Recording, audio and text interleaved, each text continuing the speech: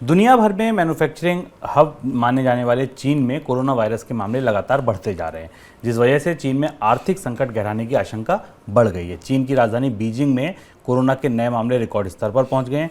कई शहरों में लॉकडाउन लग रहे हैं और कोरोना से जुड़े कई अन्य प्रतिबंध लागू कर दिए गए हैं। लोगों को स्कूल, दफ्तर नहीं जाने की सलाह दी जा रही है। होटल, रेस्टोरेंट और सुपरमार्केट दफ्तरों इनमें दाखिल होने के लिए नेगेटिव कोरोना रिपोर्ट ज़रूरी कर दी गई है। चीन को दुनिया की फैक्ट्री माना जाता है और अब वहाँ अगर सामान नहीं बनेगा तो दुनिया भर में नहीं जाएगा, एक्सपोर्ट नहीं होगा। यही वजह है कि ऐसा लग रहा है कि अगर चीन में ये संकट गहराता है तो ये बड़े आर्थिक संकट की दस्तक हो सकती है। सर, क्या फिर से चीन से पूरी सप्लाई चेन डिस्टर्ब होने का, संकट में फंसने का खतरा है?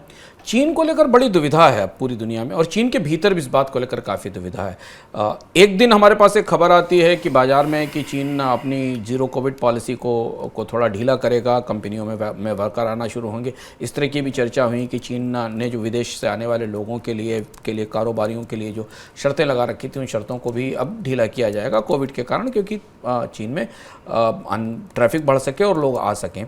लेकिन अचानक चीन में वापस लौट रहा है कोविड कई जगह, और इतने सब जीरो कोविड पॉलिसी और सख्ती के बाद भी चीन अपने यहाँ कोविड के बार बार रिकरेंस पर, बार बार आने पर नियंत्रण नहीं कर पा रहा है। अभी तक हाल फिलहाल में, मतलब पिछले कोविड के दौर के बाद अगर इस साल देखें तो चीन की अर्थव्यवस्था करीब करीब 20% का लॉस झेल चुकी है जीडीपी टर्म्स में। ऐसा नोमुरा का अध्ययन मानता है कि जो जीरो कोविड पॉलिसी है, जो प्रमुख शहरों में बार बार लॉकडाउन लगाए गए, उनके कारण 20% के आसपास का नुकसान चीन की अर्थव्यवस्था को हो चुका है।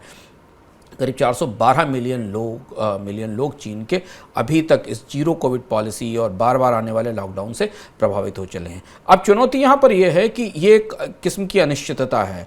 एक तरफ चीन ये संकेत दे रहा है कि अर्थव्यवस्था में ग्रोथ के लिए निवेश करेगा, बाजारों को खोलेगा ताकि लोग ज़्यादा सामान और शॉपिंग कर सकें, और दूसरी तरफ कोविड बार बार लौट रहा है, और ये परिस्थिति चीन में मंदी की संभावनाओं को और ज़्यादा गहरा करेगी। और चीन की मंदी, जैसा हम जानते हैं कि पूरी दुनिया की अर्थव्यवस्थाओं पर असर करती है। चीन सबसे बड़ा एक्सपोर्टर भी है और सबसे बड़ा इंपोर्टर भी है, इसलिए पूरी दुनिया दम साधे अब चीन में कोविड के विस्तार को देख रही है, और उसके और भी खतरे हैं, क्योंकि अगर चीन में कोविड नहीं थमा और ये बार बार वापस लौटता रहा तो दुनिया में फिर वापस सुरक्षा के इंतजाम और नए किस्म से पेशबंदी करनी होगी। सबसे ज़्यादा चिंता ये है कि जो नया कोविड का ऑकरेंस जो पिछले 48 घंटे में दिखा है, उसका असर चीन के बंदरगाहों पर पड़ सकता है। अरे माना जा रहा है कि चीन के बंदरगाहों पर अगर जहाज़ों की आवाजाही या सामान का निर्यात रुका तो फिर, जिसका जिक्र शुभम ने आपसे किया है, कि सप्लाई चेन डिस्ट्रप्शंस दोबारा शुरू हो सकते हैं।